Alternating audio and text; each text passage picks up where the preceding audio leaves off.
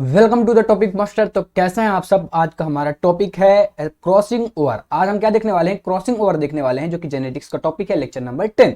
ठीक है, crossing over को अच्छी तरीके से कवर करेंगे। थोड़ा सा इंपॉर्टेंट टॉपिक हो जाता है क्योंकि जो हम नेक्स्ट पढ़ने वाले हैं ना नेक्स्ट टॉपिक हम पढ़ने वाले हैं जेनेटिक मैप, जो कि बहुत ज्यादा इंपॉर्टेंट है। वहां से क्वेश्चन बहुत ज्यादा पूछे जाते हैं। और इसके बाद हम पढ़ने वाले हैं मेंडल के प्रयोग, एक्सपेरिमेंट, उनका क्रॉस देखने वाले हैं। और उनके क्रॉस में हमें दो चीजें आनी चाहिए, एक तो ये जेनेटिक मैप वाला और ये क्रॉसिंग ओवर वाला कॉन्सेप्ट। अगर ये कॉन्सेप्ट हमारे नहीं क्लियर होंगे तो आगे के लेक्चर हम नहीं समझ पाएंगे। तो आज की इस टॉपिक को स्टार्ट करते हैं और देखते हैं क्रॉसिंग ओवर को।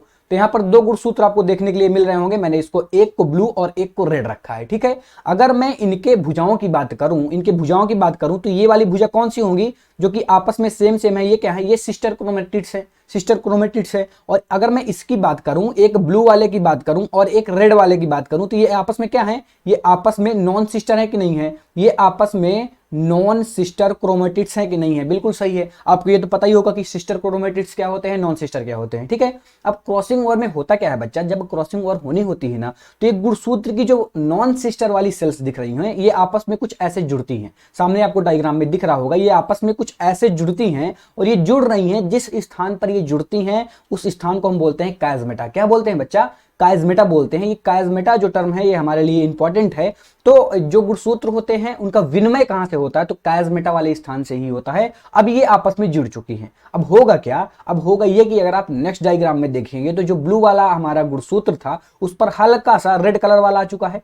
ठीक है, हल्का सा रेड कलर वाला आ चुका है। और ऐसे ही अगर मैं रेड वाले की बात करूं तो रेड वाले में क्या आ चुका है, रेड वाले में ब्लू वाला आ चुका है। ठीक है, तो ध्यान से देखिए, अगर मैं नंबर 1 डायग्राम की बात करता हूं तो ये रेड है, इसमें हल्का सा ब्लू वाला आ चुका है। और अगर ऐसे ही मैं बात करूं ब्लू वाले की तो इसमें हल्का सा रेड वाला आ चुका है। ठीक है, दोनों डायग्राम में आपको एज इट क्लियर हो रहा होगा कि कुछ तो ऐसा हुआ जब ये आपस में जुड़े हुए थे तो इनका विनिमय हो गया। अगर आप देखेंगे तो विनिमय हुआ कि नहीं हुआ, आदान प्रदान हुआ कि नहीं हुआ, यहां पर तो आदान प्रदान हो गया। तो मतलब इसी को तो हम क्रॉसिंग ओवर कहते हैं। अगर इसकी डिफिनेशन में लिखता हूं कि जब दो समजात गुणसूत्रों की नॉन सिस्टर क्रोमेटिड्स खंडों के मध्य होने वाले पारस्परिक आदान प्रदान की क्रिया होती है तो उसी को हम क्या बोलते हैं, उसी को हम बोलते हैं क्रॉसिंग ओवर। तो अब आपको क्रॉसिंग ओवर वाला कॉन्सेप्ट समझ में आया होगा कि आखिर क्रॉसिंग ओवर होती क्या है। दो गुणसूत्र होते हैं, उनके बीच आदान प्रदान होता है और आदान प्रदान वाले स्थान को क्या कहते हैं, कायस्मेटा बोलते हैं। कायस्मेटा, जहां पर गुणसूत्र आपस में जुड़ते हैं उसको हम क्या बोलते हैं बच्चा, उसको हम कायस्मेटा बोलते हैं। ये चीज आपको क्लियर हो गई होगी। ठीक है, अब यहां पर कुछ चीजें देखिएगा। ये एक डायग्राम आपको सामने दिख रहा होगा। यहां पर आपको 3 जीनें दिख रही होंगी, एक तो ए है, एक बी और एक सी। अगर आप यहां पर देखेंगे बच्चा तो ए और बी तो पास पास हैं, ए और बी वाली तो पास पास हैं। और मैंने आपको बताया था जब मैं लिंकेज आपको पढ़ा रहा था कि जो पास पास होती है उनमें क्या पाई जाती है, उनमें लिंकेज पाई जाती है। तो ए और बी में तो लिंकेज पाई जा रही होगी। ठीक है, और क्रॉसिंग ओवर का कॉन्सेप्ट आता कहां से है ये चीज समझिएगा। यहां पर तो लिंकेज पाई जा रही होगी। ठीक है, लेकिन जैसे जैसे दूरियां बढ़ती हैं तो जो लिंकेज है वो कम होती है और जैसे जैसे लिंकेज कम होती है तो क्रॉसिंग ओवर आने की संभावनाएं होती हैं। ये चीज आपको समझ में आ गई होगी कि दूरी के साथ क्रॉसिंग ओवर आती है और दूरी के साथ जो संलग्नता है वो कम हो जाती है। अब यहां पर एक नया कॉन्सेप्ट आपको देखने के लिए मिल रहा होगा। पुनःसंयोजी क्या होते हैं भैया, तो पुनःसंयोजी नए प्लांट होते हैं। नए प्लांट कैसे होते हैं, अगर मैं बात करूं किसी क्रॉस की बात करता हूं, आगे मैं क्रॉस आपको समझाऊंगा भी, तो पुनःसंयोजी कॉन्सेप्ट कहां से आया ये आगे आपको समझ में आ जाएगा। लेकिन अभी के लिए इतना याद रखिए कि पुनःसंयोजी मतलब न्यू प्लांट प्राप्त हो जाते हैं। अब हम एक एक्सपेरिमेंट देखने वाले हैं जिसके थ्रू हम ये समझ लेंगे कि मतलब ये पुनःसंयोजी वाला कॉन्सेप्ट आया कहां से। उससे पहले हम ये देख लेते हैं कि क्रॉसिंग ओवर होते कितने प्रकार के हैं। तो अभी तक आपने देखा कि क्रॉसिंग ओवर कैसे होते हैं, ठीक है, क्या होता है और क्रॉसिंग ओवर कब आता है। कॉन्सेप्ट क्रॉसिंग ओवर कब आता है, जब दूरी बढ़ने लगती है दो जीनों के मध्य। ठीक है, और संलग्नता घटती है तो क्रॉसिंग ओवर जैसे कॉन्सेप्ट देखने के लिए हमें मिल जाते हैं। ठीक है, तो जो क्रॉसिंग ओवर होती है कायस्मेटा के आधार पर इनके प्रकार हम बांटे गए। ठीक है, इनके प्रकारों को किसके आधार पर बांटा गया, कायस्मेटा के आधार पर बांटा गया। और ये कायस्मेटा की संख्या पर पूरी तरीके से निर्भर करते हैं। अगर एक गुणसूत्र की लंबाई पर केवल एक कायस्मेटा है मतलब वो सिंगल क्रॉसिंग ओवर होगी। ठीक है, अब कैसे होगी चीज को समझिए। अगर मैं क्रॉसिंग ओवर की बात करता हूं ना तो क्रॉसिंग ओवर मूलतः तीन तरीके की होती है, single crossing over, double crossing over और मल्टीपल क्रॉसिंग ओवर। अब ध्यान से चीजों को समझिएगा। अगर मैं कायस्मेटा की बात करूं तो अगर एक कायस्मेटा किसी गुणसूत्र पर पाया जा रहा है तो मतलब वो सिंगल क्रॉसिंग ओवर है। और अगर दो कायस्मेटा पाए जा रहे हैं तो ये डबल है। और अगर दो से अधिक पाए जा रहे हैं तो ये मल्टीपल क्रॉसिंग ओवर हो जाएगी। कैसे मल्टीपल हो जाएगी, अब एक एग्जांपल है, इसके थ्रू आपको चीजें एकदम से क्लियर होने वाली हैं, बेहतरीन तरीके से क्लियर हो जाएंगी। अब मैं अगर इस डायग्राम की बात करूं, नंबर फर्स्ट डायग्राम की बात करूं, तो यहां पर आपको क्या देखने के लिए मिल रहा है। अगर मैं यहां पर आपसे क्वेश्चन पूछूं कि सर आप यहां पर कितने क्रॉसिंग ओवर देख पा रहे हैं, तो आप कहेंगे भैया हमें यहां पर एक क्रॉसिंग ओवर ही देखने के लिए मिल रहा है, और ये यहां पर आप हमें एक क्रॉसिंग ओवर देखने के लिए मिल रहा है। और जहां पर एक क्रॉसिंग ओवर होती है वहां पर एक कायजमेटा बनता है, मतलब आप ये कह सकते हैं कि यहां पर एक कायजमेटा भी बन रहा होगा। बिल्कुल सही कि नहीं। और अगर एक कायजमेटा बन रहा है तो ये सिंगल क्रॉसिंग ओवर होगा। इट इज क्लियर बच्चा, आई होप ये चीज क्लियर हो गई होगी। अब मैं सेकंड डायग्राम की बात करता हूं, और सेकंड डायग्राम में आपको अपने आप एक बार आंसर जरूर देना है कि यहां पर कितने क्रॉसिंग ओवर हैं, क्योंकि आप डाउट होंगे, क्वेश्चन गलत करेंगे। एक बार आप बताइए, कमेंट में बताइए, मैं देखूंगा। वैसे तो मैं बता रहा हूं, अगर आपको बताना है तो वीडियो को पॉज करके आप बता सकते हैं, ठीक है। अब देखिए, अगर मैं बात करूं कि सर यहां पर आप क्या बता सकते हैं क्या कि कितने क्रॉसिंग ओवर हैं, तो देखिए हम बताते हैं। देखिए कैसे बताएंगे, एक क्रॉसिंग ओवर तो ये हो गया हमारा, ठीक है, एक क्रॉसिंग ओवर तो ये हो गया, एक क्रॉसिंग ओवर तो यहां पर हो रहा है, एक क्रॉसिंग ओवर यहां पर हो रहा है, और एक क्रॉसिंग ओवर यहां पर हो रहा है। मतलब आप क्या कहेंगे, मतलब आप ये कहेंगे सर कि यहां पर जो क्रॉसिंग ओवर हो रहे हैं वो टोटल 4 क्रॉसिंग ओवर हो रहे हैं। और अगर 4 क्रॉसिंग ओवर हो रहे हैं तो इसको हम क्या बोलेंगे, मल्टीपल क्रॉसिंग ओवर बोल देंगे। क्या बोल देंगे, मल्टीपल क्रॉसिंग ओवर बोल देंगे। तो ये चीज आपको समझ में आई कि कैसे आप क्रॉसिंग ओवर को देखते हैं, क्योंकि यहां पर 4 कायजमेटा भी बनेंगे। कितने बनेंगे, 4 कायजमेटा भी देखने के लिए आपको मिल जाते हैं, ठीक है।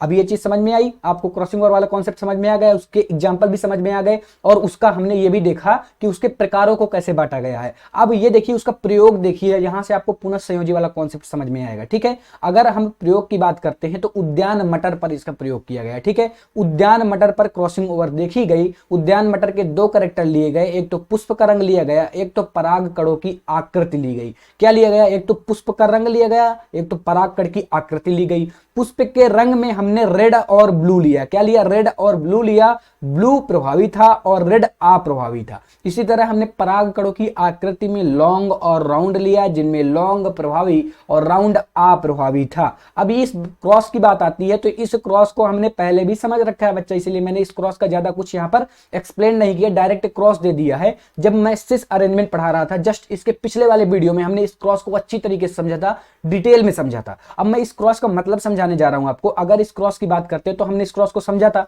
कि हमने इसको यहां पर ये लिया, ठीक है। फिर इसका जब क्रॉस करा दिया तो हमें F1 पीढ़ी पर कुछ ऐसा प्राप्त हुआ जिसको हमने क्या कहा था, ब्लू और लॉन्ग वाला ही F1 पीढ़ी पर हमें प्राप्त हुआ। फिर इसका हमने क्या कराया, टेस्ट क्रॉस करा दिया, मतलब टेस्ट क्रॉस के लिए अप्रभावी वाले कारक लिए हमने, और इसका टेस्ट क्रॉस करा दिया F1 पीढ़ी के साथ, ठीक है। जब हमने टेस्ट क्रॉस कराया तो हमें 4 तरीके की संतान प्राप्त हुई थी। 4 तरीकों की संतानों को आप देखिएगा, अगर हमने इन संतानों पर देखा तो ये जो 2 तरीके की संतानें आपको दिख रही हैं, ये और ये क्या है, पुनः संयोजी है। बाकी की 2 तरीके की संतानें क्या हैं, पैतृक है। कॉन्सेप्ट तो समझिएगा। अगर मैं पैतृक वाले की बात करूं, अगर मैं इसकी बात करता हूं तो क्या ये F1 पीढ़ी की तरह है कि नहीं है, अगर आप देखेंगे तो ये बिल्कुल एज इट इसकी तरह है कि नहीं है, बिल्कुल है, मतलब ये अपने पैतृक की तरह है। और अगर मैं इसकी बात करूं, अगर मैं इसकी बात करूं तो ये एज इट अपने इस पैतृक की तरह है कि नहीं है, बिल्कुल अपने इस पैतृक की तरह है। लेकिन अगर मैं इन दोनों की बात करता हूं, ये दोनों की बात करूं, तो ये क्या कहीं पर आपको देखने के लिए पैतृक पर मिल रहे हैं, बिल्कुल नहीं मिल रहे हैं। मतलब ये न्यू प्लांट है, मतलब हम इन्हें क्या कह देंगे, इन्हें हम कह देंगे पुनः संयोजी। क्या कह देंगे बच्चा,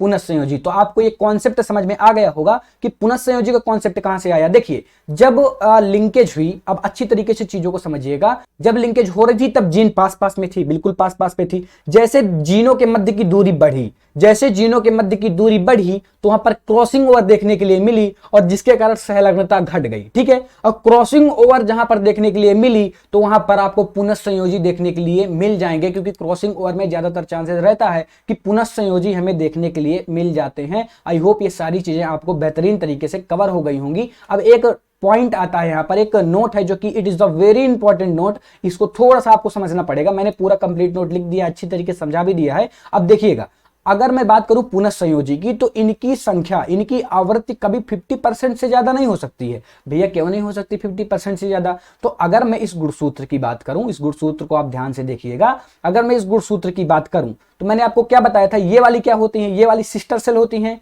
ये वाली सिस्टर सेल होती हैं, जबकि ये वाली नॉन सिस्टर होती हैं, ठीक ठीक है। ये नॉन सिस्टर क्रोमेटिड्स हैं और ये सिस्टर क्रोमेटिड्स हैं, ये तो आपको पता ही होगा, ठीक है, ये तो मैंने आपको बता ही दिया था। तो मैंने आपको क्या बताया था कि हमेशा नॉन सिस्टर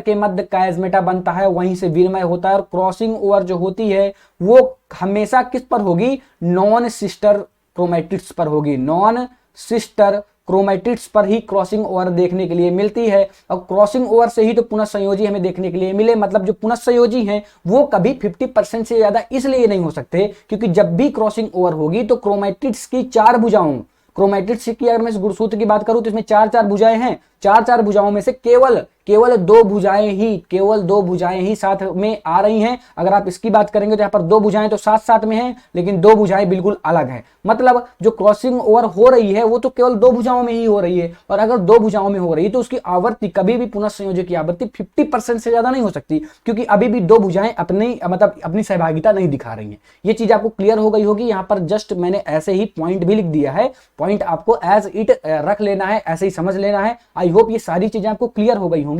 एक बार फिर से देखिए, मैं ये बताना चाह रहा हूं जो पुनःसंयोजी हैं उनकी आवृत्ति 50% से ज्यादा इसलिए नहीं हो सकती है। क्यों? क्योंकि जब भी क्रोमोसोम्स की बात करते हैं तो उसमें चार भुजाएं होती हैं, चार भुजाओं में दो भुजाएं ही केवल भाग लेती हैं विनिमय में, क्रॉसिंग ओवर में, इसीलिए इनकी आवृत्ति 50% से ज्यादा नहीं हो सकती। आई होप ये चीज आपको अब क्लियर हो गई होगी, अच्छी तरीके से क्लियर हो गई होगी। अब मैं एक बात करता हूं कि क्रॉसिंग ओवर को प्रभावित करने वाले कारक क्या क्या हो सकते हैं। तो देखिए, क्रॉसिंग ओवर को एक्स गुणसूत्र प्रभावित करते हैं। सबसे ज्यादा इंपॉर्टेंट बात यह है एक्स गुणसूत्र। अब एक्स गुणसूत्र की बात आती है तो बच्चा, तो फीमेल में क्रॉसिंग ओवर ज्यादा देखने के लिए मिलती है। क्यों? क्योंकि फीमेल में कौन से गुणसूत्र पाए जाते हैं, एक्स और एक्स पाए जाते हैं। कि अगर मैं मेल की बात करूं तो वहां पर एक्स और वाई पाए जाते हैं, मतलब यहां पर जो क्रॉसिंग ओवर आने की आवृत्ति है वो फीमेल की अपेक्षा काफी कम है, ठीक है। और फीमेल में भी अगर मैं बात करूं कि फीमेल में भी, तो यंग फीमेल में क्रॉसिंग ओवर ज्यादा देखने के लिए मिलती है। दूसरा क्या है, टेम्परेचर।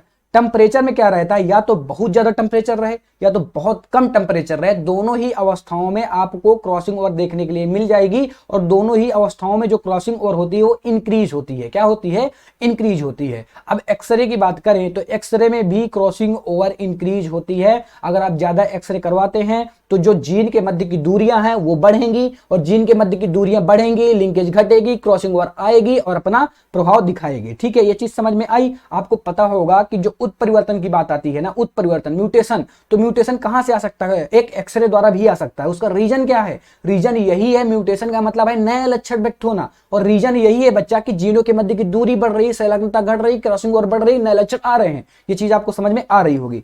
अब देखिए नेक्स्ट पॉइंट में भी रेडियम रेडिएशन है, एक प्रकार का रेडिएशन है, इससे भी क्रॉसिंग ओवर क्या होती है, क्रॉसिंग ओवर इंक्रीज होती है। अब सारे पॉइंट आपको बेहतरीन तरीके से क्लियर हो गए होंगे। आज आपको क्रॉसिंग ओवर पढ़ने में इतना मजा आ रही होगी ना, और आप सिंगल क्वेश्चन भी नहीं गलत करेंगे, क्योंकि अब हम करने वाले हैं क्वेश्चन प्रैक्टिस, ठीक है। एक क्वेश्चन देखेंगे, आपको बहुत सिंपल क्वेश्चन इससे पूछे जाते हैं, लेकिन ऐसे क्वेश्चन आ जाते हैं ना, अगर आपने पढ़ा नहीं तो आपके सही नहीं होंगे। क्यों नहीं सही होंगे? क्योंकि इसमें जो लगता है ना, कॉन्सेप्ट लगता है। अगर आपके कॉन्सेप्ट नहीं क्लियर तो क्वेश्चन गलत, आप रट के क्वेश्चन नहीं सही कर सकते हैं। यकीन मानिए, एक क्वेश्चन सामने है, नीट में आया हुआ क्वेश्चन है, अगर आप देखेंगे तो इसको सॉल्व करिए। अगर आपने अभी तक समझा तो सॉल्व कर सकते हैं, लेकिन अगर नहीं कर पा रहे हैं तो कोई दिक्कत वाली बात नहीं है। मैं समझा रहा हूं आपको, ये समझा रहा हूं कि कैसे सॉल्व करते हैं क्वेश्चन, ठीक है। तो देखिएगा, यहां पर दिया हुआ है, यदि नर व मादा ड्रोसोफिला का genotype capital A small A capital B small B है, मतलब दोनों का जो जीनोटाइप है वो सेम है, और इनके संलग्न जीनों के मध्य की दूरी कितनी दी हुई है, 20 एमपी दी हुई है, तो इनके युग्मकों की प्रतिशतता बतानी है, ठीक है। अभी जो दूरी वाला ये जो 20 एमपी क्या है, ये जीन मैपिंग में सीखते हैं।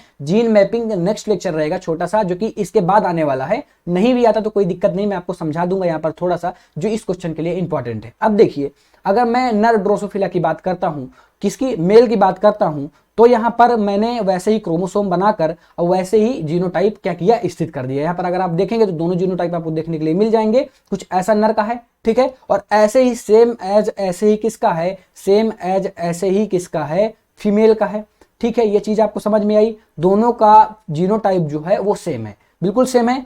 और इसमें क्या कह रहा है, इनके बीच 20 एमपी की दूरी है, मतलब इनमें क्रॉसिंग ओवर हो रही होगी। 20 एमपी काफी होता है, ठीक है। और अगर इनमें क्रॉसिंग ओवर हो रही है तो हमें क्रॉसिंग ओवर वाला कॉन्सेप्ट लगाना पड़ेगा कि इनके बीच विनिमय हो रहा होगा। अगर आप थर्ड पोजीशन इसकी देखेंगे तो यहां पर विनिमय हुआ। अगर इस गुणसूत्र की आप बात करिए तो यहां पर क्या हुआ, यहाँ पर कैपिटल भी होना चाहिए और यहाँ पर स्मॉल भी होना चाहिए, लेकिन ये आपस में बदल चुके हैं, मतलब यहाँ पर विनिमय हो चुका है। मैंने आपको अभी यही तो कॉन्सेप्ट सिखाया था कि जब इनका होगा, अगर मैं इन गुणसूत्र की बात करूं, इसको मैं नंबर 1 कह रहा हूं, इसको मैं नंबर 2 कह रहा हूं, ठीक है, बिल्कुल अच्छे तरीके से समझिएगा। इनका अगर विनिमय होगा तो विनिमय कैसे होगा बच्चा, ये जो आपको सामने दिख रहा है, ये जो आपको सामने दिख रहा है, ये दोनों दिख रहे हैं, ये आपस में क्या करेंगे, विनिमय करेंगे। ये इधर चला जाएगा और ये इधर चला आएगा। ये चीज मैंने आपको क्रॉसिंग ओवर में ही समझाई है, अभी समझाइए इस चीज को। जब विनिमय होगा तो कुछ ऐसे दिखने लगेंगे, बिल्कुल ठीक है, ऐसे दिखने लगे। अब अगर हम बात करें इनके युग्मकों की, तो देखिए इनमें क्रॉसिंग ओवर हुआ है, ठीक है, क्रॉसिंग ओवर हुआ है और 20% तो इसमें क्रॉसिंग ओवर हो गया।